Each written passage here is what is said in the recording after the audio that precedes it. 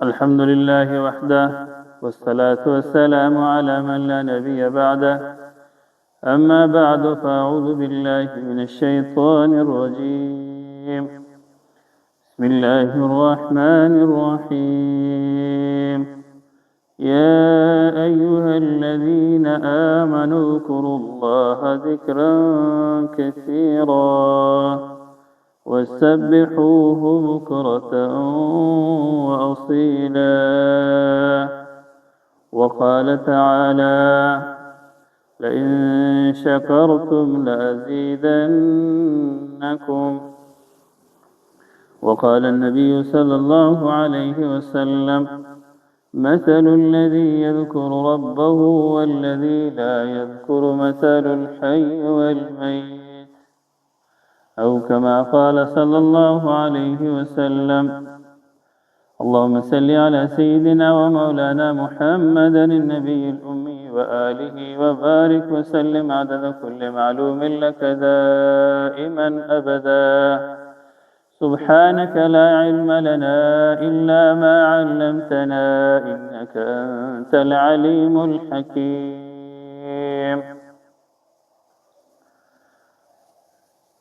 آج دو اہم چیزوں کے متعلق کچھ باتیں عرض کی جائے گی۔ پہلی بات یہ ہے کہ اللہ تعالی نے انسان کو اشرف المخلوقات پیدا فرمایا۔ لقد خلقنا الانسان فی احسن تقویم۔ اللہ تعالیٰ نے چار چیزوں کا قسم اٹھایا: والتین والزیتون وطور سینین وهذا البلد الامین۔ ان چار چیزوں کی قسم کے بعد فرمایا: لقد خلقنا الانسان فی احسن تقویم، کہ ہم نے انسان کو ایک بہترین خلقت میں پیدا کیا، ایک اچھے انداز میں پیدا کیا، ایک اچھے انداز میں اللہ تعالیٰ نے انسان کو پیدا کیا۔ مخلوقات میں فرشتے بھی ہیں، جنات بھی ہے، لیکن ان تمام سے افضل اور تمام سے اعلیٰ اللہ تعالیٰ نے انسان کو پیدا فرمایا۔ اس لیے کہ انسانوں میں انبیاء علیہ السلام بھی شامل ہے، اس لیے تمام مخلوقات میں افضل انسان ہی ہے۔ جن سے انسان، جن سے فرشتہ سے افضل ہے۔ جب اللہ تعالیٰ نے تمام مخلوقات سے افضل پیدا فرمایا اور پھر اسے ہر قسم کی نعمتیں دی، وَإِن تَعُدُّوا نِعْمَتَ اللَّهِ لَا تُحْصُوهَا، اگر اللہ تعالیٰ کی نعمتیں آپ گنیں گے تو آپ ان کو شمار نہیں کر سکتے۔ بہت ساری نعمتیں دی ہیں، آنکھوں کی نعمتیں نابینا سے پوچھیں، کان کی نعمتیں بہرے سے پوچھیں، ہاتھ پاؤں کی نعمتیں، دل و دماغ کی نعمتیں، جگر و گردے کی نعمتیں۔ غرض آپ اگر گن کے تک جائیں گے لیکن یہ نعمتیں ختم نہیں ہو سکتی۔ اب ان نعمتوں کا تقاضا کیا ہے، یہ پہلی بات میں عرض کر رہا ہوں۔ اس کا تقاضا یہ ہے کہ ہم اللہ تعالیٰ کا شکر ادا کریں۔ ان شکرتم لازیدنکم، اگر آپ اللہ کا شکر ادا کریں گے اللہ تعالیٰ مزید۔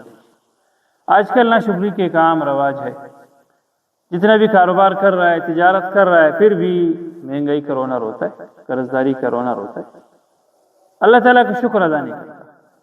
یہ رونا کس بات کی ہے؟ کس لیے رو رہا ہے؟ اللہ تعالیٰ نے جب تجارت کرنے کی صلاحیت دی ہے تو رونے کی کیا ضرورت ہے؟ زندگی بھر ناشکری، اس چیز کی کمی، اس کی کمی، اس کی کمی۔ اللہ کی بہت ساری نعمتیں اللہ تعالیٰ نے دی ہے، ان کا تقاضا ہے کہ ہم اللہ تعالیٰ کا شکر ادا کریں۔ اور شکر صرف یہ نہیں کہ زبان سے شکر کہہ دیا، شکر کا حقیقی معنی یہ ہے کہ اللہ تعالیٰ کی نعمتوں کو جب استعمال کریں گے تو اللہ کے حکم کے مطابق ہی استعمال کریں۔ آنکھیں غلط استعمال نہ کرے، کان غلط استعمال نہ کرے، زبان غلط استعمال نہ کرے، ہاتھ پاؤں غلط استعمال نہ کرے، دل و دماغ غلط استعمال نہ کرے۔ ان کو غلط استعمال کرنا ناشکری ہے، ان کو صحیح استعمال کرنا اللہ تعالیٰ کا شکر ادا کرنے کا ایک اعلیٰ درجہ ہے۔ تو پہلا کام یہی ہے کہ ہم اللہ کی نعمتوں کا شکریہ ادا کریں اور اپنے لیے ایک وقت نکالے 24 گھنٹے میں کہ اس میں اللہ تعالیٰ کی نعمتیں گن گن کے اللہ تعالیٰ کے سامنے ہم التجا کریں، اللہ کے سامنے دست بستہ ہم دعا مانگے، اللہ آپ نے یہ نعمتیں بغیر مانگے ہمیں ان کا شکر ادا کرنے کی توفیق عطا فرمائے۔ اور پھر اپنے گناہوں کو یاد کر کے اللہ تعالیٰ سے توبہ مانگے، اللہ تعالیٰ کے سامنے شرمندگی کا اظہار کرے، یہ اصل چیز ہے، یہ پہلا کام ہے۔ اور دوسرا کام ہے اللہ تعالیٰ کی یاد۔ جب اللہ تعالیٰ نے یہ نعمتیں دی ہے تو ان نعمتوں کا تقاضا یہ ہے کہ ہم اللہ کو یاد کریں۔ یا ایھا الذین آمنوا اذکروا اللہ ذکرا کثیرا، اللہ کو بہت یاد کریں۔ اور مومن مسلمان پاک ہی ہوتا ہے۔ اب اللہ کی یاد کے لیے وضو بھی شرط نہیں، جنابت سے پاک ہونا بھی شرط نہیں، ذکر کسی بھی وقت بندہ کرے، اس کی اجازت ہے۔ اللہ کا نام لے لے، کوئی حرج نہیں، توجہ کے ساتھ اللہ کا نام لے لے۔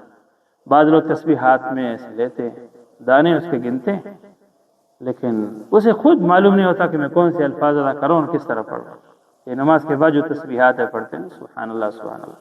آپ دیکھیں بہت سے لوگ ایسے جلدی جلدی اپنے انگلیوں پہ گن لیتے ہیں، ایسے جلدی حساب کرتے ہیں، اب اس میں کون سی تسبیح ہوگی، کون سا ذکر ہوگا۔ اس لیے اطمینان اور تسلی کے ساتھ اللہ تعالیٰ کا نام لے لے، سبحان اللہ سبحان اللہ سبحان اللہ، الحمدللہ الحمدللہ الحمدللہ، اللہ اکبر اللہ اکبر۔ اس طرح توجہ کے ساتھ یہ الفاظ پڑھیں، تب ان کا اثر ہوگا، ان کا فائدہ ہوگا۔ تو اللہ تعالیٰ کی یاد، یہ دوسرا اہم کام ہے۔ پہلا کام تھا اللہ تعالیٰ کا شکر ادا کرنا، اور دوسرا اہم کام ہے اللہ تعالیٰ کی یاد۔ اقیم الصلاۃ لذکری، نماز پڑھنے کا مقصد بھی اللہ تعالیٰ کی یاد ہے۔ ہم تو نماز پڑھ لیتے ہیں، دھیان کہیں سے کہیں چلا جاتا ہے، توجہ نہیں ہوتی، خشوع خضوع کا بالکل پتہ بھی نہیں ہے۔ نماز میں کھڑا ہے اور بدن سے کھیل رہا ہے، کپڑوں سے کھیل رہا ہے، داڑھی سے کھیل رہا ہے، کپڑے سمیٹ رہا ہے، یہ کون سی توجہ ہے؟ بعض لوگ تو خشوع خضوع حاصل کرنے کے لیے آنکھیں بھی بند کر کے کھڑے ہوتے ہیں۔ آنکھوں کا بھی حق ہے، ان کو نماز میں کیوں بند کرتے؟ آنکھیں کھلی چھوڑ دیں۔ اللہ تعالیٰ کی یاد، یہ اہم چیز ہے۔ اور جب بھی کوئی عمل کرے تو سب سے پہلے یہ سوچے کہ میں کیوں کر رہا ہوں۔ ایک بندہ کھانا کھاتا ہے تو ٹھیک ہے، بھوک لگی ہے، کھانا کھائے، پیاس لگی ہے، پانی پیے، کوئی حرج نہیں، لیکن تھوڑی دیر کے لیے جب کھانا کھائے، پانی پیے، بھوک لگی ہے، کھانا کھا رہا ہے تو کوئی حرج نہیں، کر لی یہ چیزیں، لیکن تھوڑی دیر کے لیے۔ جب بھی ہم کوئی عمل کرتے ہیں،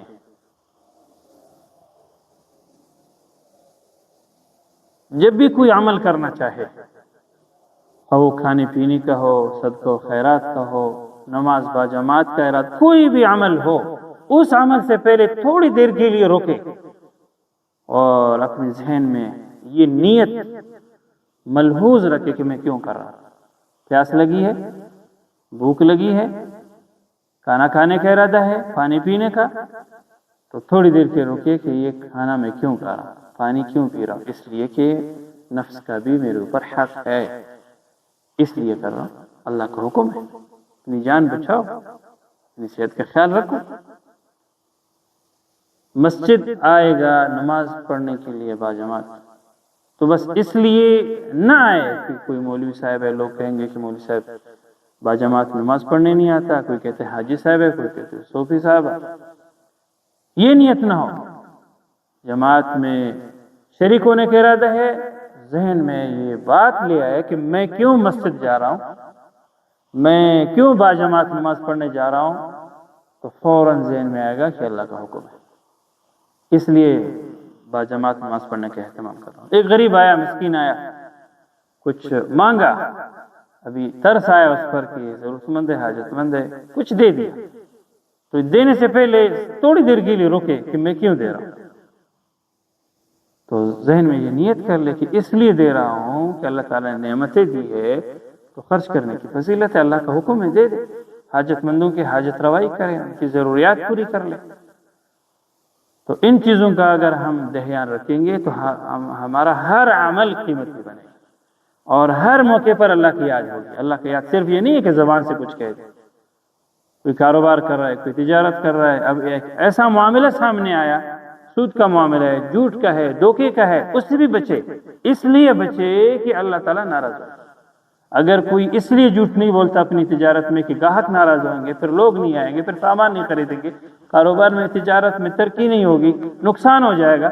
جیسے بہت سے غیر مسلم ہیں جو جھوٹ نہیں بولتے، دھوکہ نہیں کرتے، ملاوٹ نہیں کرتے، وہ توڑے اللہ کے حکم مان کر اس لیے نہیں کرتے کہ ہمارا مالی نقصان ہو، گاہک بھاگ نہ جائے۔ تو اس طرح سچائی کا فریب سے بچنے کا کوئی فائدہ نہیں اللہ کے۔ اس لیے ضروری ہے کہ جو بھی ہم عمل کریں گے تو یہ سوچ کے کرے کہ اللہ کا حکم ہے، پیغمبر علیہ السلام کا حکم ہے، اس کا طریقہ ہے، اس لیے ہم ایسا کرتے ایسا نہیں کرتے۔ ہر عمل میں جب یہ چیز ہم دھیان میں رکھیں گے گویا کہ ہر ٹائم ہم اللہ کی یاد کریں، اور یہی وجہ ہے کہ اللہ تعالیٰ کی یاد، اللہ تعالیٰ کا ذکر کثرت سے کرنے کا اللہ تعالیٰ نے حکم فرمایا ہے۔ اور یہاں تک کہ اگر ایک مجمع میں کوئی اللہ تعالیٰ کا تذکرہ فرماتا ہے، اللہ کا ذکر کرتا ہے، تو اللہ تعالیٰ ایک بہترین مجمع کے اندر یعنی فرشتوں کی مجمع میں ان کا تذکرہ فرماتے ہیں۔ اور اگر کوئی اکیلا تنہائی میں اللہ کو یاد کرتا ہے تو اللہ تعالیٰ بھی اسے یاد کرتے ہیں۔ اذکرونی اذکرکم، مجھے یاد کرو میں تمہیں یاد کروں گا۔ تو اللہ تعالیٰ جب کسی سے راضی ہوگا اسے ذکر کی توفیق دیتے ہیں، اسے شکر ادا کرنے کی توفیق عطا فرماتے ہیں۔ وآخر دعوانا ان الحمد للہ رب العالمین۔